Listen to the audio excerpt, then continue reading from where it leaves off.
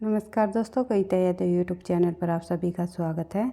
संपूर्ण हिंदी विषय की तैयारी को आगे बढ़ाते हुए आज की क्लास में हम करेंगे वस्तुनिष्ठ प्रश्न, जो कि हिंदी साहित्य के सभी महत्वपूर्ण वस्तुनिष्ठ प्रश्नों को करने की कोशिश करेंगे, जो कि बार बार परीक्षाओं में पूछे जाते हैं।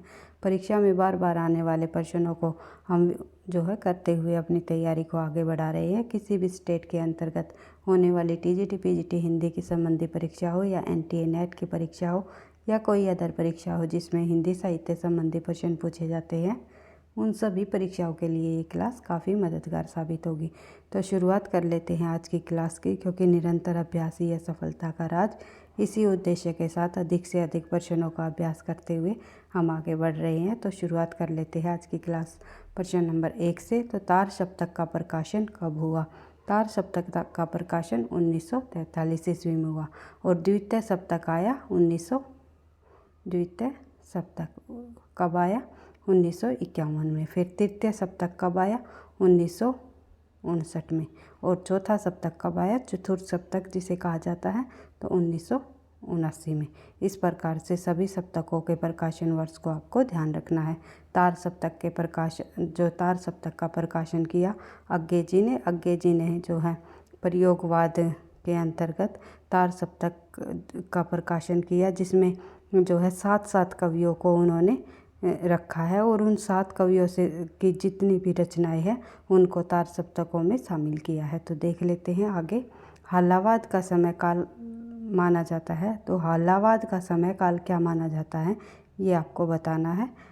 1933 से लेकर के 1936 ईस्वी तक के समय को हालावाद का काल माना जाता है, जो कि हरिवंश राय बच्चन जी हालावाद के प्रवर्तक माने जाते हैं। तो देख लेते हैं डॉक्टर रामदश मिश्र ने हालावादी काव्य के विषय में क्या कहा है। तो देखते हैं, कई बार ये कथन भी परीक्षाओं में पूछ लिए जाते हैं कि जो ये कथन है किस विद्वान के द्वारा कहा गया है, इसलिए हमें कथन पंक्तियों से संबंधित भी प्रश्नों को बार बार रिवाइज कर लेना है। अगर वही चैनल पर आप पहली बार हो तो चैनल को सब्सक्राइब कर लेना है, ताकि नोटिफिकेशन आपको समय पर मिलता रहे, क्योंकि हर रोज़ अधिक से अधिक प्रश्नों का अभ्यास करते हुए हम आगे बढ़ रहे हैं। और अगर वीडियो आपको पसंद आती है, लगता है आपकी परीक्षाओं के लिए ये प्रश्न हेल्पफुल है, तो आप वीडियो को लाइक करते हुए भी आपको चलना है, क्योंकि आपके लाइक और कमेंट से मुझे नेक्स्ट क्लास बनाने का मोटिवेशन भी मिलता है। तो देख लेते हैं, अपने कथन की तरफ बढ़ते हैं। रामदश मिश्र जी द्वारा कहा गया हालावाद काव्य के विषय में ये कथन: व्यक्तिवादी कविता का प्रमुख स्वर निराशा का है, अवसाद का है, थकान का है, टूटन का है, चाहे किसी भी परिप्रेक्ष्य में हो। तो ये कथन किसके द्वारा कहा गया है? ये कहा गया है रामदश मिश्र जी द्वारा। उसके बाद देख लेते हैं डॉक्टर भारद्वाज जी द्वारा हालावादी काव्य के संबंध में क्या कथन कहा गया है। तो शेई, रोमांस और कुंठा का काव्य कहा है कि इन्होंने, कई बार ये प्रश्न पूछा गया है परीक्षा में, इम्पोर्टेंट पॉइंट है, तो आपको ध्यान रखना है। शेई, रोमांस और कुंठा का काव्य किसे कहा जाता है? तो हाल्यवादी काव्य को कहा जाता है, भारद्वाज जी द्वारा कहा गया। बढ़ते हैं आगे।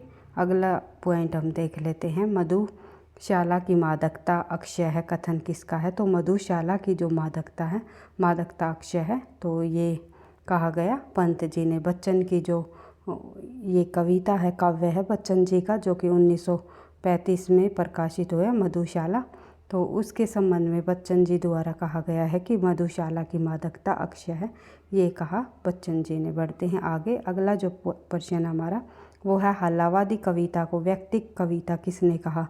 हालावादी कविता को व्यक्तिक कविता नाम देने वाले विद्वान है डॉक्टर नगेंद्र जी।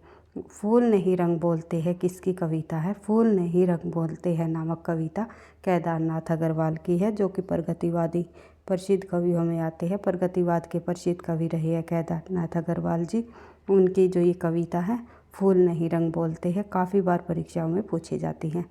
बढ़ते हैं आगे। केदारनाथ अग्रवाल पर किस बहुचर्चित प्रगतिवादी कवि ने अपनी कविता लिखी है? तो केदारनाथ अग्रवाल पर किस बहुचर्चित प्रगतिवादी कवि ने कविता लिखी है? वो है नागार्जुन जी ने। केदारनाथ अग्रवाल पर नागार्जुन जी ने एक प्रगतिवादी कविता लिखी है, ये आपको ध्यान रखना है। उसके बाद निराशावादी कवि कहा जाता है निराशावादी कवि हल्लावादी कवियों को ही कहा जाता है।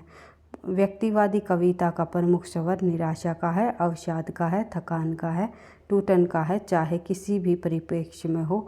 ये कथन हमने अभी देख लिया था, भाई दोबारा से रिपीट हो गया। रामदर्शन मिश्र जी का है। उसके बाद देख लेते हैं आगे। अगला प्रश्न हमारा प्रश्न नंबर 9, प्रवासी के गीत रचना किस सन में प्रकाशित है? तो प्रवासी के गीत जो रचना है वो किस सन में प्रकाशित हुई?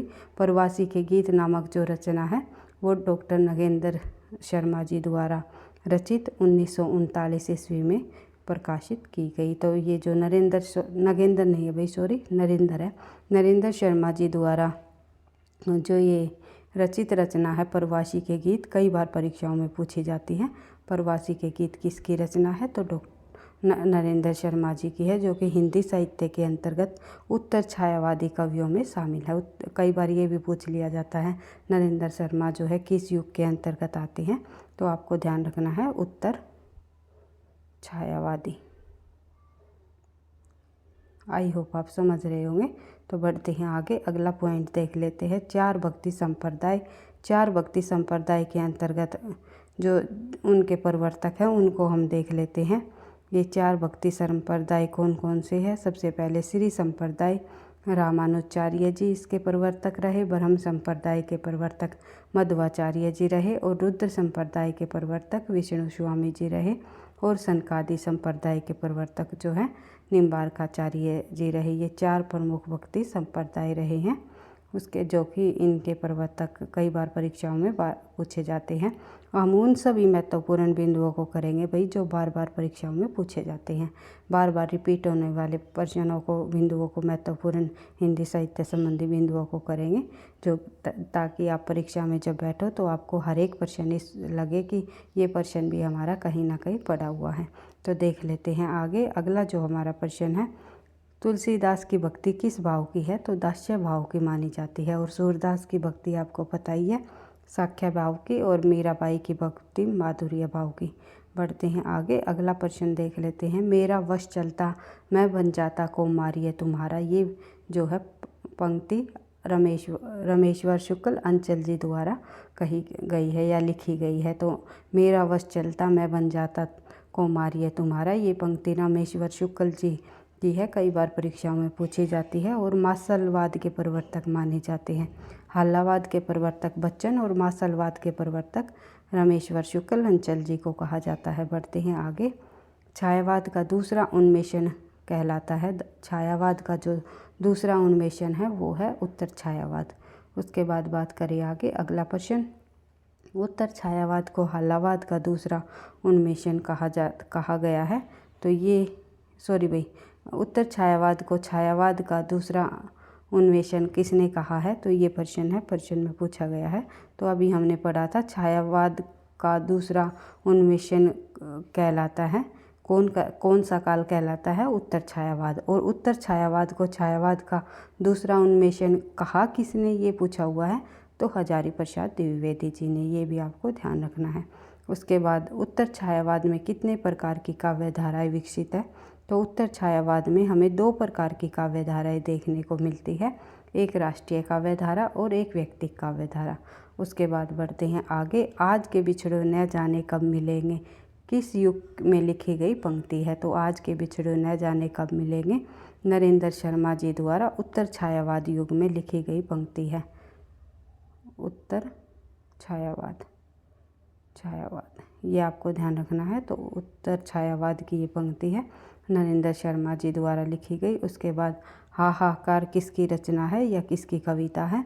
हाहाकार नामक जो कविता है वो है रामधारी सिंह दिनकर की। उसके बाद अगला प्रश्न देख लेते हैं भाई। परिरंभ कुम की मदिरा निश्वास मल्लय के झोंके, ये जो किसकी और किस कविता की पंक्ति है? तो किस कवि की और किस कविता की पंक्ति दी गई है ये? तो ये जयशंकर प्रसाद और आंसू से ली गई पंक्ति है। बढ़ते हैं आगे, अगला प्रश्न देख लेते हैं। मिलन यामिनी गीत किसका है? तो मिलन यामिनी गीत संग्रह है, ये किसका है? ये आप सभी को पता है। मिलन यामिनी नामक जो रचना हरिवंश राय बच्चन जी द्वारा लिखी गई, जो कि उनका प्रसिद्ध गीत संग्रह है। बढ़ते हैं आगे, वारकरी संप्रदाय के प्रवर्तक कौन है? तो वारकरी संप्रदाय के प्रवर्तक है ज्ञानदेव जी। ज्ञानदेव जो है महाराष्ट्र से संबंध रखते हैं, महाराष्ट्र के संत कवि रहे हैं भाई, महाराष्ट्र के। ये आपको ध्यान रखना है क्योंकि कई बार परीक्षाओं में पूछा जाता है ये कहाँ के रहने वाले हैं, तो महाराष्ट्र के। और कई बार ये भी पूछा जाता है निम्नलिखित में से कौन विद्वान महाराष्ट्र से संबंधित नहीं है, तो आपको ध्यान रखना है 4 संत कवियों में से, जो कि ज्ञानदेव और नामदेव, एक है एकनाथ और एक है तुकाराम। इन चारों का नाम है आपको ध्यान रखना है। चारों के चारों लेखक है, जो कवि है, संत कवि है, ये महाराष्ट्र से संबंध रखते हैं। तो इन्होंने वारकरी संप्रदाय में जो है अपना महत्वपूर्ण योगदान दिया है। चारों कवियों ने पुंडरीक संप्रदाय को ही आगे बढ़ाया है। पुंडरीक संप्रदाय को ही वारकरी संप्रदाय जो है परिवर्तन करते हुए आगे तक लेकर गए हैं। ज्ञानदेव, नामदेव, एकनाथ और तुकाराम। उसके बाद आगे बढ़ते हैं। किसको अवधि की अर्धान कहा जाता है? अवधि का अर्धान किस कवि को कहा जाता है? तो की नहीं है भाई, का आएगा। तो किसको अवधि का अर्धान कहा जाता है? तो जायसी जी को। बढ़ते हैं आगे, अगला प्रश्न देख लेते हैं। आधुनिक काल की अवधि रचना कृष्णायन के अवधि कवि है। तो कौन है? आधुनिक काल की जो अवधि रचना है कृष्णायन, उसके कवि कौन है? द्वारिका प्रसाद मिश्र जी। उसके बाद देख लेते हैं अगला प्रश्न। एकलव्य किसकी रचना है? तो ये है डॉक्टर राम कुमार वर्मा जी की। उसके बाद अगला प्रश्न देख लेते हैं। द्रविड़ भाषा में सर्वाधिक बोली जाने वाली जो भाषा है वो क्या है? तो वो है तेलुगु। द्विवेदी युग का नामकरण किसके नाम पर हुआ? तो द्विवेदी युग का नामकरण निम्नलिखित में से महावीर प्रसाद द्विवेदी के नाम पर हुआ। और भारतेंदु युग का नामकरण भारतेंदु हरिश्चंद्र जी के नाम पर हुआ। उसके बाद देख लेते हैं अगला प्रश्न। ध्रुव स्वामिनी नाटक के रचयिता कौन है? तो ध्रुव स्वामिनी नाटक जो है जयशंकर प्रसाद जी द्वारा लिखा गया प्रसिद्ध नाटक है। नमक का दरोगा कहानी के लेखक कौन है? मुंशी प्रेमचंद जी द्वारा लिखी गई नमक का दरोगा कहानी। कई बार ये पूछ लिया जाता है मुंशी प्रेमचंद जी ने लगभग कितनी कहानियाँ लिखी है? तो लगभग इन्होंने 300 कहानियों की रचना की है। उसके बाद बात करें आगे। नयन जो देखा कमल सा निर्मल नीर शरीर, हंसत जो देखा हंस व दर्शन ज्योति नगहीर। जो ये पंक्तियाँ है ये किस कवि द्वारा लिखी गई है? तो ये सूफी कवि जायसी जी की पंक्तियाँ है। उसके बाद देख लेते हैं अगला प्रश्न। आचार्य रामचंद्र शुक्ल ने त्रिवेणी में किन 3 महाकवियों की समीक्षाएं प्रस्तुत की? तो त्रिवेणी में शुक्ल जी द्वारा लिखा गया निबंध त्रिवेणी, उसके अंतर्गत सूर, तुलसी और जायसी तीनों कवियों की जो है समीक्षाएं प्रस्तुत की गई। बढ़ते हैं आगे। संवेदात्मक ज्ञान और ज्ञानात्मक संवेद का सूत्र किसने दिया? तो ये मुक्तिबोध जी द्वारा दिया गया संवेदात्मक ज्ञान और ज्ञानात्मक संवेदन का सूत्र। बढ़ते हैं आगे, अगला प्रश्न देख लेते हैं। कलाधर उपनाम से कविता लिखता था। कलाधर नाम से जो है उपनाम से कविता कौन लिखता था? जयशंकर प्रसाद जी। जयशंकर प्रसाद जी जो है ब्रज भाषा में जो कविताएं लिखते थे वो कलाधर उपनाम से लिखते थे, ये भी आपको ध्यान रखना है। और जो है जयशंकर प्रसाद जी को झारखंडी नाम से भी जाना जाता है।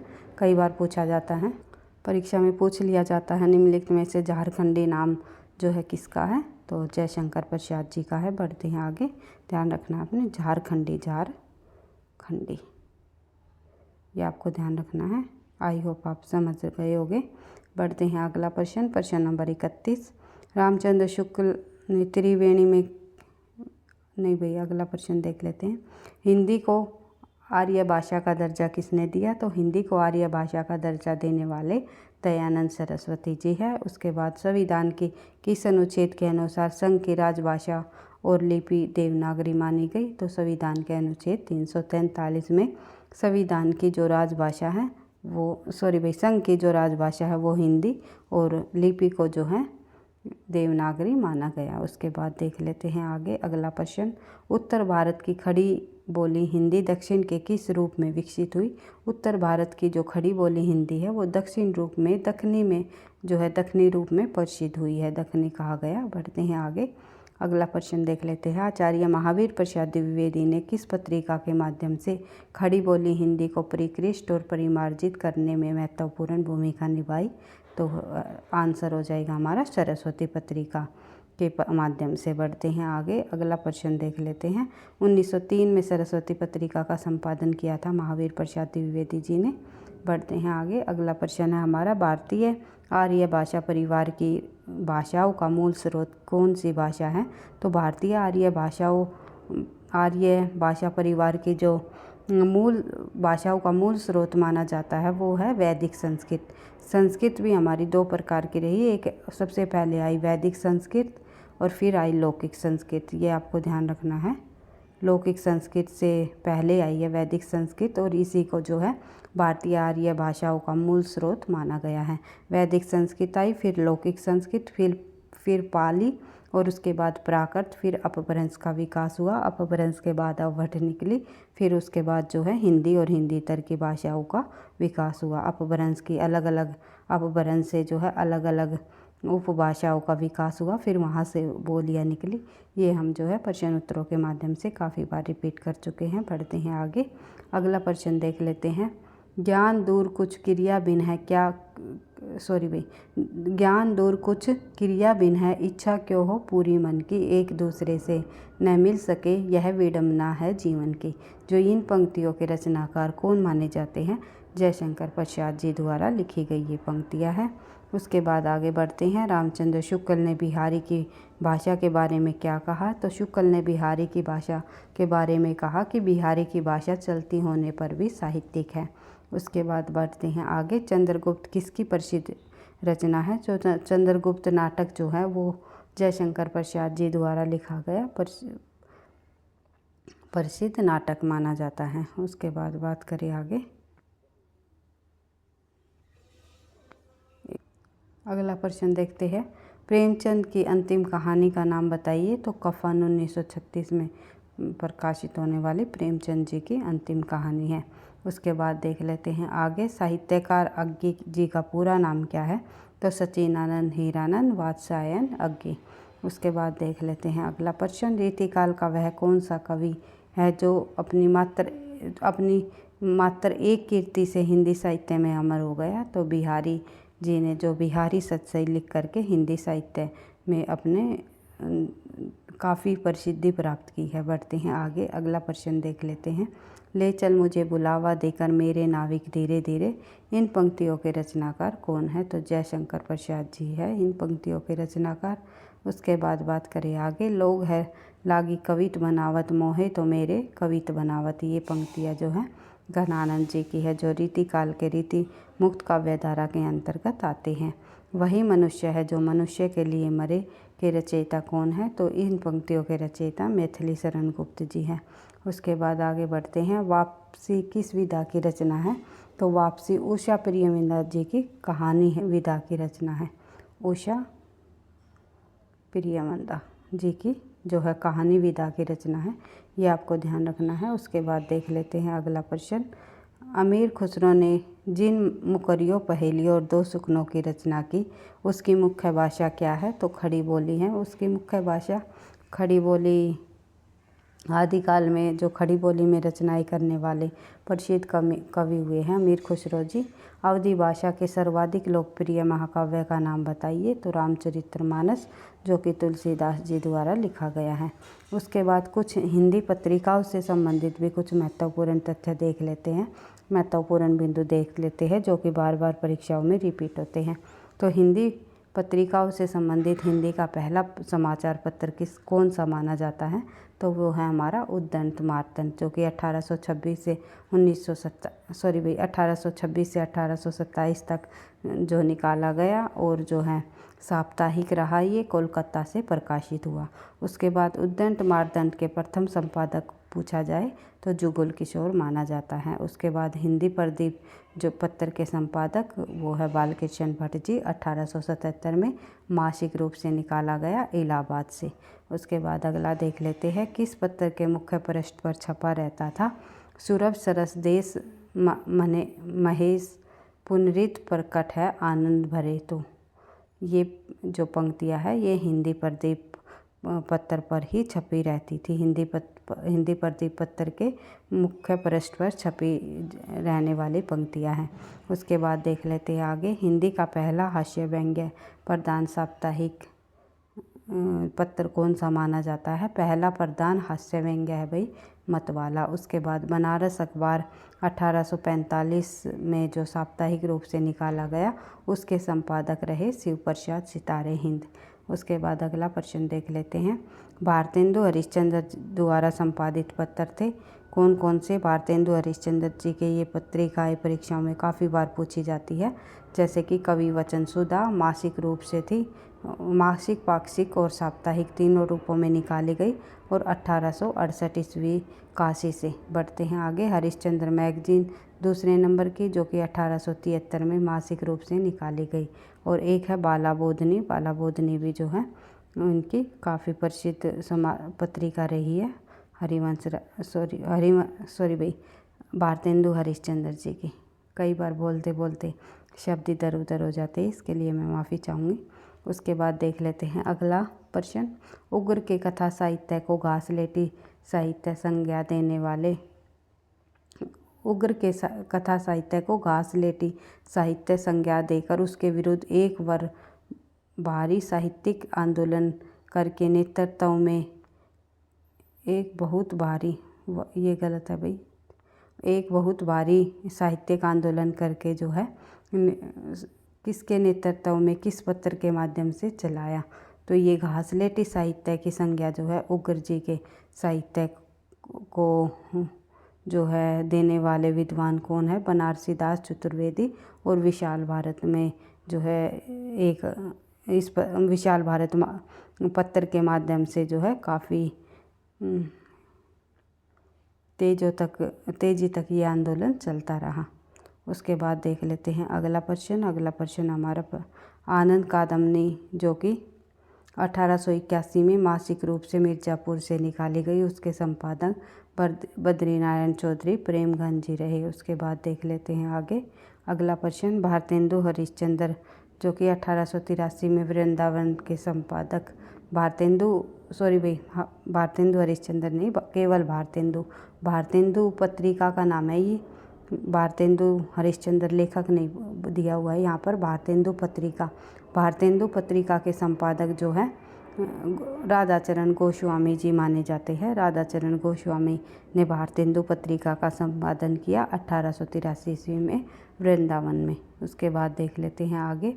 ब्राह्मण पत्रिका का जो संपादन है वो प्रताप नारायण मिश्र जी द्वारा किया गया, ये भी आपको ध्यान रखना है। और कब? 1883 में मासिक रूप से निकाली गई, ये कानपुर से। उसके बाद देख लेते हैं आगे। सादर्श पत्र के संपादक रहे कौन? लाला श्रीनिवास दास जी। नागरी नीरद पत्र के संपादक रहे प्रेमगंज जी। उसके बाद बात जो कि साप्ताहिक है, ये भी 1883 में निकाली गई। उसके बाद बिहार बंधु पत्रिका के संपादक माने जाते हैं केशव भट्ट। और ये उन्हीं बिंदुओं को हम कर रहे हैं भाई जो कि परीक्षाओं में बार बार पूछे जाते हैं, तो ध्यान रखना है। लाहौर से प्रकाशित पत्र मित्र विलास के संपादक कौन है? तो मित्र विलास नामक पत्र के संपादक राम कृष्ण शर्मा जी रहे हैं, बाबू राम कृष्ण शर्मा। हिंदुस्तान पत्र के संपादक रामपाल सिंह माने जाते हैं। उसके बाद आगे देख लेते हैं। नागरी पंचायनी पत्रिका का प्रकाशन हुआ 1896 में, त्रैमासिक पत्रिका रही है और काशी से निकाली गई। सरस्वती पत्रिका का प्रकाशन कब से शुरू हुआ? तो सन 1900 ईस्वी से शुरू हुआ। और प्रथम संपादक सरस्वती पत्रिका के चिंतामणि घोष माने जाते हैं। और उसके बाद सरस्वती पत्रिका का प्रकाशन श्याम सुंदर दास जी ने किया। उसके बाद 1903 में महावीर प्रसाद द्विवेदी ने। प्रारंभ में सरस्वती पत्रिका का प्रकाशन कहाँ से होता है? काशी के से बाद में सरस्वती का प्रकाशन कहाँ से होने लगा? तो इंडियन प्रेस इलाहाबाद द्वारा जो है होने लगा। यानी कि प्रारंभ में जो सरस्वती पत्रिका का प्रकाशन है वो काशी से होता है और बाद में जो है सरस्वती का प्रकाशन इंडियन प्रेस इलाहाबाद से होने लगा। इसको आपको ध्यान रखना है। उसके बाद देख लेते हैं प्रारंभ में सरस्वती के संपादक मंडल में कौन कौन थे। तो श्याम सुंदर दास, राधा कृष्ण दास, जगन्नाथ दास, कार्तिक प्रसाद और किशोरी लाल। उसके बाद देख लेते हैं आगे महावीर प्रसाद द्विवेदी ने सरस्वती पत्रिका का संपादन का कार्यभार कब संभाला? 1903 ईस्वी में। कानपुर से प्रकाशित प्रताप के संपादक कौन है? गणेश शंकर विद्यार्थी। महावीर प्रसाद द्विवेदी के ठीक पूर्व सरस्वती पत्रिका का संपादक कौन था, यानी कि किसने संभाला था? महावीर प्रसाद द्विवेदी से ठीक पहले सरस्वती पत्रिका का संपादन श्याम सुंदर दास जी ने, और इनसे पहले चिंतामणि घोष जी इनके संपादक रहे। उसके बाद देख लेते हैं अगला प्रश्न, साप्ताहिक पत्र अभ्युदय के संपादक कौन माने जाते हैं? मदन मोहन मालवीय। कर्मयोगी के संपादक थे सुंदरलाल। और हंस पत्रिका का जो संपादन प्रकाशन कब हुआ और कहाँ से हुआ? तो 1930 ईस्वी में बनारस से। उसके बाद बात करें आगे सुदर्शन, जो कि 1900 ईस्वी में मासिक पत्रिका रही और काशी से निकाली गई, के पत्र के संपादक देवकीनंदन खत्री और मिश्र जी रहे। बढ़ते हैं आगे अगला प्रश्न देख लेते हैं, समालोचनाकार 1902 में जो पत्र निकाला मासिक रूप से जयपुर से, इसके संपादक चंद्रधर शर्मा गुलेरी रहे। तो समालोचना पत्र के संपादक कौन है? ये है चंद्रधर शर्मा गुलेरी जी। उसके बाद बात करें आगे देवनगर पत्र के संपादक जो हैं उमापति दत्त शर्मा जी रहे। उसके बाद ये इतना इम्पोर्टेंट नहीं है भाई, बढ़ते हैं आगे अगला प्रश्न देख लेते हैं, पत्र का संपादक परंपरागत नियमों के अनुसार जाति का सेवक देखता है, जाति की विराट दृष्टि से ही। तो ये कथन जो है प्रेमचंद जी द्वारा कहा गया। उसके बाद देख लेते हैं प्रेमचंद द्वारा संपादित पत्र माधुरी, मर्यादा, हंस, जागरण, स्त्री दर्पण आदि माने जाते हैं। उसके बाद बात करें आगे स्त्री दर्पण पत्र के संपादिका कौन है? तो रमेश्वरी नेहरू जी मानी जाती हैं। उसके बाद देख लेते हैं 8 वर्ष बीते जजमान अब तो करो दक्षिणादान कहकर कौन संपादक अपने पत्र ब्राह्मण के लिए चंदा मांगता था? तो प्रताप नारायण मिश्र। प्रताप नारायण मिश्र ने ब्राह्मण पत्र का संपादन किया और इस पत्र के लिए चंदा मांगने के लिए उन्होंने इन पंक्तियों का जो है सहारा लिया कि 8 बरस बीते जजमान अब तो करो दक्षिणादान। ये पंक्तियाँ कह करके जो है प्रताप नारायण मिश्र जी ब्राह्मण पत्रिका के लिए संपादक जो चंदा मांगते थे। बढ़ते हैं आगे अगला प्रश्न देख लेते हैं, जब आएगा भाई यहाँ पर, जब तो मुकाबल हो तो अखबार निकालो। ये पंक्तियाँ जो है अकबर इलाहाबादी जी जो द्वारा कही गई। उसके बाद बात करें आगे भावों की भिड़ंत शीर्षक प्रसिद्ध लेखक कौन है? भावों की भिड़ंत नामक शीर्षक से जो है पत्र निकालने वाले लेखक का नाम बताइए। पत्र में जिसमें सिद्ध किया गया कि निराला की बहुत सी कविताएं रविंद्रनाथ फकीर की कविताओं की नकल है, यानी कि भावों की भिड़ंत शीर्षक से जो है लिखा गया कौन से पत्र में कि पत्र में प्रकाशित हुआ, जिसमें कि ये सिद्ध किया गया कि निराला की बहुत सी जो कविताएं हैं रविंद्रनाथ फकीर की कविताओं की नकल है। तो कई बार ये भी पूछा जाता है निराला की कविताओं को किसकी नकल माना गया है? तो ध्यान रखना है निराला की जो कविताएं हैं वो रविंद्रनाथ जी की कविताओं की नकल माना गया है। तो ये कहा गया प्रभापत्र में भावों की भिड़ंत शीर्षक से ये लेख लिखा गया, जिसमें ये बताया गया कि निराला की जो कविताएं है वो रविंद्रनाथ जी की कविताओं की नकल है। उसके बाद देख लेते हैं आगे प्रेमचंद जी की अंतिम कहानी, ये हमने देख ही लिया था। कफन अग्गे जी का वास्तविक नाम जो है सचिनानंद हीरानंद वात्स्यायन। सिद्धों की उद्धृत रचनाओं की काव्य भाषा क्या थी? देश भाषा मिश्रित अपभ्रंश अर्थात पुरानी हिंदी। उसके बाद देख लेते हैं आगे सुंदर परम किशोर व्याकरम चंचल नयन विशाल कर मुरली सिर मोर पंख पीताम्बर उर बनमाल। ये जो पंक्तियाँ हैं ये सूरदास जी की प्रसिद्ध पंक्तियाँ हैं। चैतन्य ने किसकी भक्ति पर जोर दिया? महाप्रभु चैतन्य ने कृष्ण की भक्ति पर जोर दिया है। चैतन्य ने किस दर्शन का प्रतिपादन किया? महाप्रभु चैतन्य ने अचिंत्य भेदाभेद दर्शन का प्रतिपादन किया है। चैतन्य का जन्म कब और कहाँ हुआ, तो महाप्रभु चैतन्य का जन्म जो है बंगाल में नदिया ज़िले में हुआ। उसके बाद बात करें आगे, अगला प्रश्न देख लेते हैं। वल्लभाचार्य को क्या कहा जाता है, तो वल्लभाचार्य जी को वल्लभाचार्य के भक्ति मार्ग की पुष्टि, वल्लभाचार्य जी को क्या कहा जाता है, वल्लभाचार्य को भक्ति मार्ग पुष्टि कहा जाता है। भाई सॉरी भाई, यहाँ पर ये प्रश्न हमारा थोड़ा सा मिस्टेक हो गई। वल्लभाचार्य जी की भक्ति को क्या कहा जाता है, तो वल्लभाचार्य जी की जो भक्ति को है, भक्ति को पुष्टि मार्ग की भक्ति कहा जाता है। उसके बाद देख लेते हैं आगे, सुहाग के नूपुर के रचयिता कौन है। सुहाग के नूपुर जो रचना लिखी है, ये इनके रचयिता अमृतलाल नागर माने जाते हैं। इनका उपन्यास है सुहाग के नूपुर। उसके बाद देख लेते हैं सूरदास के गुरु कौन है, तो सूरदास के गुरु वल्लभाचार्य जी माने जाते हैं, जिन्होंने पुष्टि मार्ग भक्ति को अपनाया है, और सूरदास जी ने भी पुष्टि मार्गीय भक्ति को अपनाया है। रीतिकाल का वह कौन सा कवि जो अपनी मात्र एक रचना के लिए प्रसिद्ध हो गया, वो है बिहारी।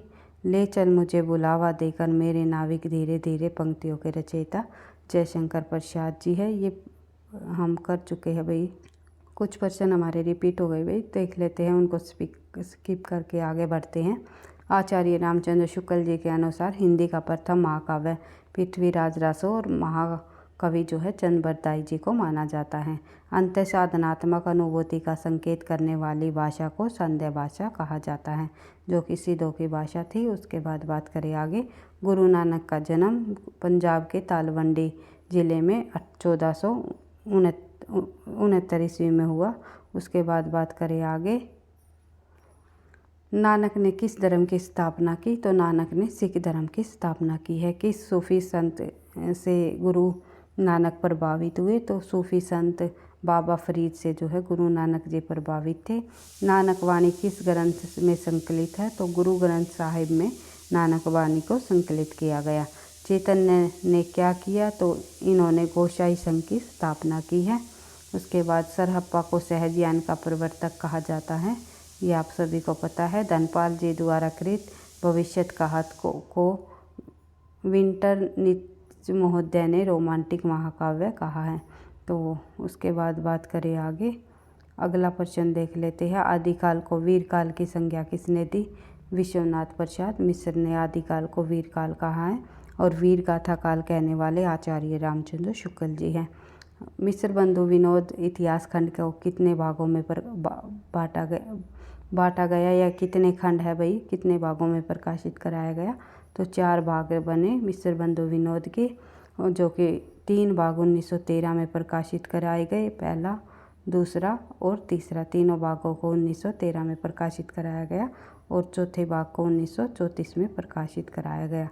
उसके बाद बात करें आगे, चंद बरदाई को छप्पे का राजा कहा जाता है, ये आप सभी को पता है। किस कवि को छप्पे का राजा कहा जाता है, तो आदिकाल में जो है चंद बरदाई को छप्पे का जो राजा कहा जाता है, उसके छप्पे छंद है भाई ये। उसके बाद देख लेते हैं आगे, देव सेन द्वारा रचित सर्वाकार रचना का जो समय है 1933 ईस्वी माना गया, जिसमें 250 दोहे व गृहस्थ धर्म का वर्णन है। उसके बाद आगे बढ़ते हैं, शिरीष की याद आई नामक ललित निबंध किसका है, तो विद्यानिवास मिश्र जी का ये निबंध है, शिरीष की याद आई। शिरीष का फूल नामक निबंध जो है हजारी प्रसाद द्विवेदी जी का है। निर्मला जो है प्रेमचंद जी का प्रसिद्ध उपन्यास है, जो कि दहेज प्रथा और अनमेल विवाह पर आधारित है। उसके बाद आगे बढ़ते हैं, तितली जो है जयशंकर प्रसाद जी का उपन्यास है। ग्रामीण जीवन को केंद्र में रखकर नारी की कहानी इसमें दिखाई गई है। सुनीता जो है जैनेन्द्र जी का उपन्यास है प्रसिद्ध। परख सुनीता और त्यागपत्र, तीनों उपन्यास जैनेन्द्र जी के हैं। विधवा विवाह पर आधारित ये उपन्यास है इनका, सुनीता। उसके बाद जो है अमीर खुसरो ने किसके विकास में अग्रणी भूमिका निभाई, खड़ी बोली के विकास में अमीर खुसरो ने अपनी अग्रणी भूमिका निभाई है। अमीर खुसरो ने जिन मुकरियों पहेलियों 2 सुकनों की रचना की, उसकी भाषा जो है खड़ी बोली है। उसके बाद बढ़ते हैं आगे, ये कुछ प्रश्न हमारे रिपीट हो गए, वही बढ़ते हैं आगे। कबीर के दोहों का जो संग्रह का नाम बताइए, तो बीजक माना जाता है। अष्टचाप के सर्वश्रेष्ठ कवि है सूरदास। और सर्वप्रथम कवि पूछ लिया जाए तो कुम्मन दास। आँख की किरकिरी होने का अर्थ है प्रिय लगना। आशु काव्य के रचनाकार जो है वो है जयशंकर प्रसाद। 1925 में आशु काव्य 25 में, भाई 35 में नहीं 25 में, ये आपको ध्यान रखना है। उसके बाद देख लेते हैं आगे। आंचलिक रचनाएं किससे संबंधित है? तो वहाँ के क्षेत्र विशेष से संबंधित होती है आंचलिक रचनाएं आचार्य। उसके बाद एक सेकंड भाई, उपन्यासकार शिवानी का वास्तविक नाम बताइए? तो गोरापंत माना जाता है। आचार्य हजारी प्रसाद द्विवेदी के अनुसार पहला कवि, हिंदी का जो पहला कवि है वो अब्दुल रहमान को माना गया है। अब्दुल रहमान की प्रसिद्ध रचना संदेश रासक है, जो कि एक खंड काव्य है। कई बार ये भी पूछ लेते हैं ये किस प्रकार का काव्य है, तो खंड काव्य है, ये आपको ध्यान रखना है। और आचार्य रामचंद्र शुक्ल के अनुसार पहली कहानी कौन सी मानी जाती है? 1900 ईस्वी में प्रकाशित इंदुमती किशोरीलाल गोस्वामी जी की कहानी को आचार्य रामचंद्र शुक्ल ने हिंदी की पहली कहानी माना है। बच्चन के अनुसार हिंदी की पहली कहानी परिणय, जो कि 1887 में किशोरीलाल गोस्वामी द्वारा लिखी गई। उसके बाद जातीय कवि किसे कहा जाता है? गोस्वामी तुलसीदास जी को जातीय कवि की संज्ञा दी गई है। आचार्य रामचंद्र शुक्ल जी राम भक्ति में रसिक संप्रदाय के प्रवर्तक माने जाते हैं। ये किसने माना है कि आचार्य रामचंद्र शुक्ल के अनुसार, जो शुक्ल जी के अनुसार जो है रसिक संप्रदाय के प्रवर्तक जो है कौन माने जाते हैं या किसे माना जाता है? ये शुक्ल जी ने अयोध्या के रामचरण दास जी को जो है राम भक्ति के रसिक संप्रदाय के प्रवर्तक माने हैं। उसके बाद आगे बढ़ते हैं। देवी प्रसाद वर्मा के अनुसार पहली कहानी कौन सी है? तो एक टोकरी भर मिट्टी, जो कि 1901 में माधव प्रसाद सप्रे की यह कहानी प्रकाशित हुई छत्तीसगढ़ पत्रिका में। इसे जो है हिंदी की पहली कहानी मानी है देवी प्रसाद वर्मा जी ने। उसके बाद देख लेते हैं आगे। अगला प्रश्न है, प्रताप नारायण मिश्र की प्रसिद्ध पत्रिका का नाम बताइए? तो ब्राह्मण इनकी प्रसिद्ध पत्रिका है प्रताप नारायण मिश्र जी की, जो कि 1883 ईस्वी में निकाली गई। और इसी पत्रिका के जो लिए इन्होंने चंदा मांगने के लिए भी पंक्तियाँ भी प्रयोग की, जो कि अब तो 8 माह बीते जजमान, अब तो करो दक्षिणादान। तो इस प्रकार से आपको हर एक तथ्यों को एक दूसरे से जोड़ते हुए याद करते हुए चलना है। बढ़ते हैं आगे। अगला प्रश्न देख लेते हैं भाई। पंत जी द्वारा संपादित पत्रिका का नाम है रूपाब। 1938 ईस्वी में। रामकुमार वर्मा के अनुसार हिंदी का पहला कवि स्वयंभू जी है। स्वयंभू अपभ्रंश भाषा के प्रथम कवि भी माने जाते हैं। स्वयंभू को अपभ्रंश भाषा का वाल्मीकि तथा व्यास भी कहा जाता है। शिव सिंह सेंगर के अनुसार हिंदी का पहला कवि पुष्यदंत है। पुष्यदंत 10वीं शताब्दी के कवि माने जाते हैं और स्वयंभू जो है 8वीं शताब्दी के कवि रहे हैं। अपभ्रंश भाषा के कवि है दोनों, पुष्यदंत और स्वयंभू। पुष्यदंत को हिंदी का बहुभूति कहा जाता है, तो स्वयंभू को जो है अपभ्रंश भाषा का वाल्मीकि या वेदव्यास कहा जाता है। उसके बाद बात करें आगे। अगला प्रश्न देख लेते हैं। हिंदी कविता पत्रिका, जो कि 1954 में निकाली गई, उसके संपादक जगदीश गुप्त माने जाते हैं। साहित्य अकादमी की स्थापना 1954 में की हुई और इसके प्रथम अध्यक्ष जवाहरलाल नेहरू जी रहे हैं। उसके बाद बात करें आगे। पुष्प की अभिलाषा नामक कविता किसने लिखी? तो माखनलाल चतुर्वेदी जी द्वारा लिखी गई। इन्हें भारतीय आत्मा उपनाम से भी जाना जाता है। इनकी कविताओं में देश प्रेम का भाव प्रकट हुआ है। हिंदी की जो पहली हास्य व्यंग्य पत्रिका है वो मतवाला है, ये हम पढ़ चुके हैं। कथा सम्राट किसे कहा जाता है? तो मुंशी प्रेमचंद जी को कथा सम्राट कहा जाता है। किस काल को स्वर्ण काल कहा जाता है? तो भक्ति काल को, अर्थात किस काल को स्वर्ण काल की संज्ञा दी गई है? तो भक्ति काल को जो है हिंदी में स्वर्ण काल की संज्ञा दी गई है। और स्वर्ण काल कहने वाले विद्वान हुए जॉर्ज ग्रियर्सन जी, ये भी आपको ध्यान रखना है। उसके बाद हिंदी छायावाद ने संवाद शैली का सर्वाधिक उपयोग किया है। तो किस छायावादी कवि ने संवाद शैली का सर्वाधिक उपयोग किया है? वो किया है जयशंकर प्रसाद जी ने। जयशंकर प्रसाद ने जो संवाद शैली का जो है सर्वाधिक उपयोग किया है। वही मनुष्य जो मनुष्य के लिए मरे, मैथिली शरण गुप्त जी की पंक्तियाँ हैं। उसके बाद बढ़ते हैं आगे। हिंदी खड़ी बोली गद्य के विकास में किस साहित्यकार ने महत्वपूर्ण भूमिका निभाई है? तो सदल मिश्र ने। सदल मिश्र जी द्वारा नासिकेतोपख्यान रचना लिखी खड़ी बोली में। उसके बाद बात करें आगे, अगला प्रश्न देख लेते हैं। जामे रस कछु होत पढ़त ताही सब कोय, बात अनूठी चाहिए भाषा को होए। जो ये पंक्तियाँ हैं ये भारतेंदु हरिश्चंद्र जी द्वारा लिखी गई पंक्तियाँ हैं। इन पंक्तियों को आपको ध्यान रखना है। उसके बाद बात करें आगे। संविधान के अनुच्छेद 343(2) के अनुसार संघ सरकार के कार्यों में अंग्रेजी का प्रयोग जारी रखने की व्यवस्था कब तक के लिए की गई? तो 25 जनवरी 1964 तक।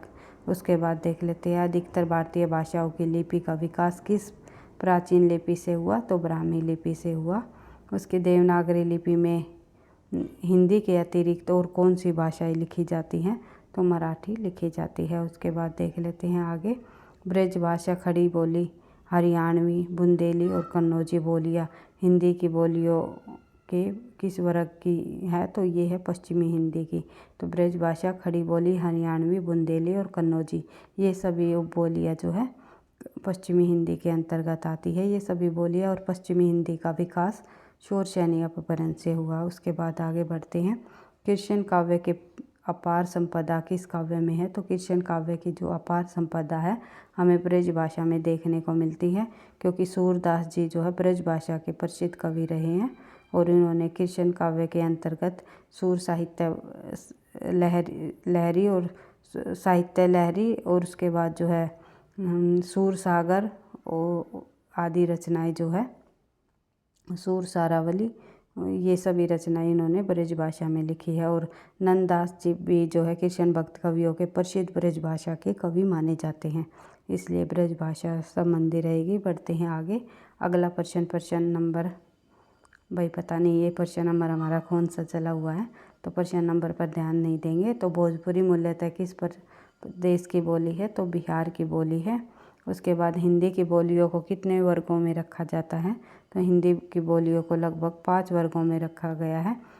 पश्चिमी हिंदी, पूर्वी हिंदी, राजस्थानी, पहाड़ी और बिहारी, इनसे जो है अलग अलग बोलियों का विकास हुआ है। बढ़ते हैं आगे। ब्रज भाषा और अवधी किस काल की काव्य भाषाएं है? तो मध्यकाल की भाषाएं हैं ये ब्रज भाषा और अवधी। उसके बाद देख लेते हैं आगे। किस काल की काव्य भाषाएं है? यानी कि मध्यकाल अर्थात भक्तिकाल आएगा भाई मध्यकाल, क्योंकि मध्यकाल को 2 भागों में बांटा गया। एक हमारा पूर्व मध्यकाल जिसे भक्तिकाल के नाम से जाना गया, एक हमारा आया उत्तर मध्यकाल वो जो हमारा रीतिकाल के नाम से जाना गया। तो ब्रज भाषा का जो काव्य भाषा रही वो रीतिकाल के अंतर्गत भी मिलती है, इसीलिए मध्यकाल का नाम कहना उचित होगा। भक्तिकाल और रीतिकाल नाम कहने के अपेक्षा हम मध्यकाल का नाम लेंगे यहाँ पर, क्योंकि ब्रज भाषा और अवधी में जब काव्य भाषाएं लिखी गई अधिक वे मध्यकाल में लिखी गई, यानी कि भक्तिकाल और रीतिकाल के अंतर्गत पूरा का पूरा रीतिकाल ब्रज भाषा में लिखा गया। बढ़ते हैं आगे। संविधान किस अनुच्छेद के अनुसार संघ की राजभाषा हिंदी और लिपि देवनागरी को माना है? तो अनुच्छेद 343। उसके बाद देख लेते हैं आगे। अगला प्रश्न देख लेते हैं भाई। ये हमारे प्रश्न थोड़े से रिपीट हो गए, इनको स्किप कर देते हैं भाई। पानी परात को हाथ छुए नाही, नैनन के जल सो परात धोए, जो ये पंक्तियाँ हैं ये नरोत्तम दास जी की पंक्तियाँ हैं। उसके बाद सौंदर्य की वस्तुगत सत्ता होती है, इसलिए शुद्ध सौंदर्य नाम की कोई चीज़ नहीं होती, रामविलास शर्मा जी द्वारा कही गई पंक्तियाँ हैं। आगम वेद पुराणे पंडित मान बहंती, ये कन्हप्पा जी की पंक्तियाँ हैं। उसके बाद बात करें आगे। यदि 1942 के आंदोलन के समय न तो फौजियों का कोई उत्पात था और न ही आंदोलन की लहरी गांव में पहुंच पाई, किंतु जिले भर की घटनाओं की खबर अफवाहों के रूप में यहाँ जरूर पहुंची। उपयुक्त पंक्तियाँ जो हैं मैला आंचल से ली गई है। मैला आंचल उपन्यास की ये पंक्तियाँ हैं। और भारतेंदु का प्रभाव भाषा और साहित्य दोनों पर गहरा पड़ा। उन्होंने जिस प्रकार गद्य की भाषा को परिमार्जित करके उसे ही चलता, मधुर और स्वच्छ रूप दिया, उसी प्रकार हिंदी साहित्य को भी नए मार्ग पर लाकर खड़ा कर दिया। ये कथन जो है भारतेंदु जी के संबंध में रामचंद्र शुक्ल जी द्वारा कहा गया कथन है। रामचंद्र शुक्ल ने बिहारी की भाषा चलती होने पर भी साहित्यिक है कहा गया। चंद्रगुप्त नाटक जयशंकर प्रसाद द्वारा रचित, इसका प्रकाशन 1931 ईस्वी में माना जाता है। मृगनयनी के रचनाकार जो हैं वृंदावन लाल वर्मा जी है, जो कि काफ़ी बार परीक्षाओं में पूछा जाता है। मृगनयनी किसके द्वारा लिखी गई रचना है? तो वृंदावन लाल वर्मा जी की। भारत दुर्दशा के नाटक भारतेंदु हरिश्चंद्र जी है। मैला आंचल किसकी रचना है? तो फणीश्वर नाथ जी का। जो मैला आंचल उपन्यास है, जो कि प्रथम आंचलिक उपन्यास भी माना जाता है, 1954 में प्रकाशित हुआ। ये बढ़ते हैं आगे। गणदेवता किसकी रचना है? तो गणदेवता ताराशंकर बंदोपाध्याय जी की रचना है।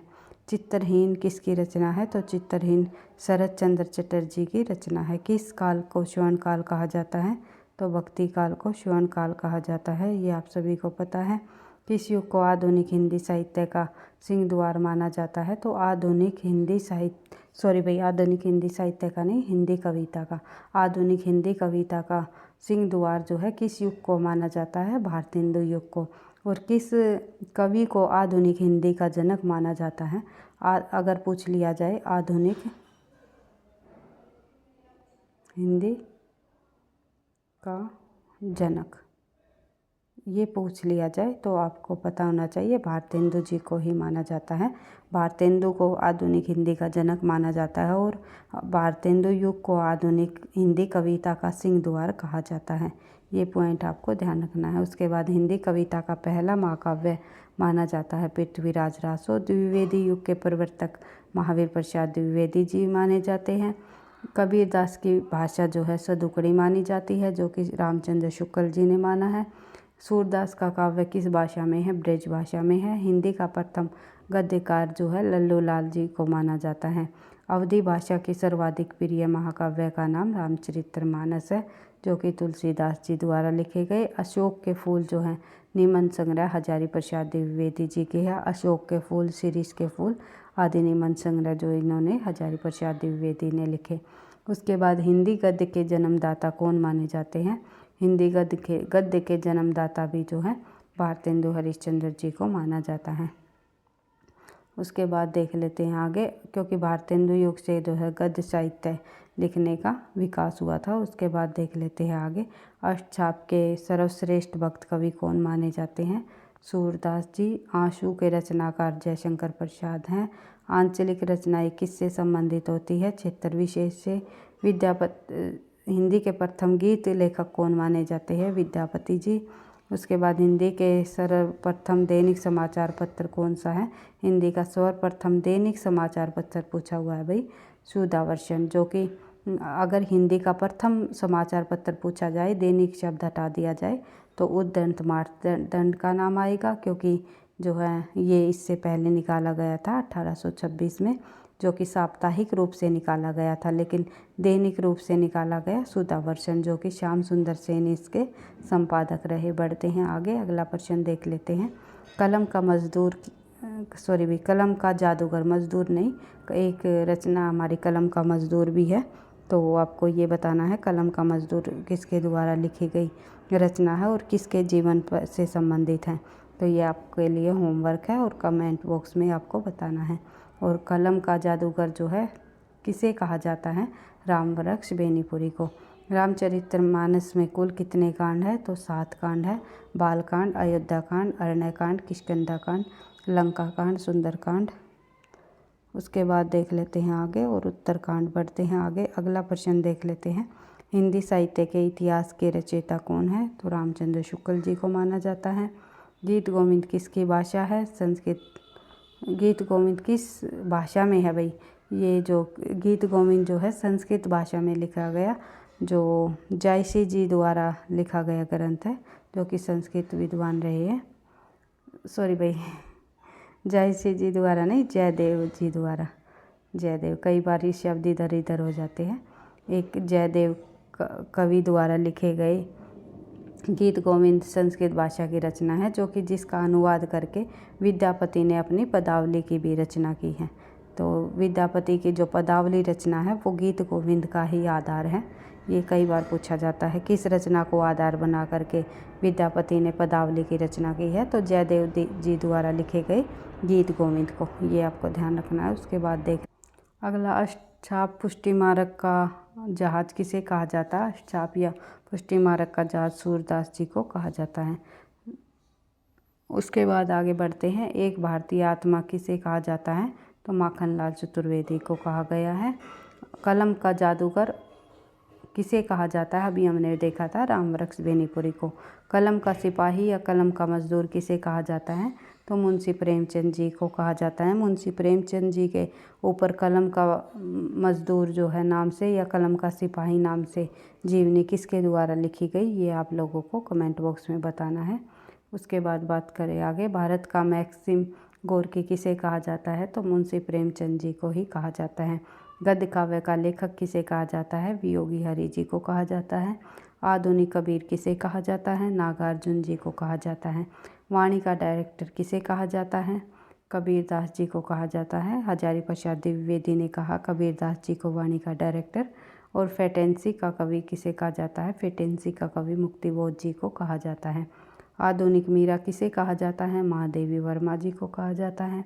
हिंदी के सर्वप्रथम गीत लेखक कौन माने जाते हैं? ये हमने पढ़ ही लिया था, विद्यापति जी को हिंदी का प्रथम गीत लेखक माना गया है। हिंदी के सर्वप्रथम दैनिक समाचार पत्र का नाम शुदावर्षन है। उसके बाद कथा सम्राट किसे कहा जाता है? अत्यधिक कहानी लिखने के कारण कथा सम्राट नाम से प्रसिद्ध हुए प्रेमचंद जी। विद्यापति ने किन भाषाओं में रचना की? तो मैथिली, संस्कृत और अवहर तीनों भाषाओं में विद्यापति ने रचना की है। आदिकाल को संधिकाल या चारण काल के नाम से जाना जाता है और संधिकाल और चारण काल नाम दिया आदिकाल को वो किसने दिया? राम कुमार वर्मा ने। ये आपको ध्यान कर रखना है, राम कुमार वर्मा जी द्वारा आदिकाल को संधि व चारण काल नाम दिया। लेकिन केवल चारण काल पूछ लिया जाए तो केवल चारण काल नाम देने वाले आदिकाल को वो है George Grierson ji, George Grierson.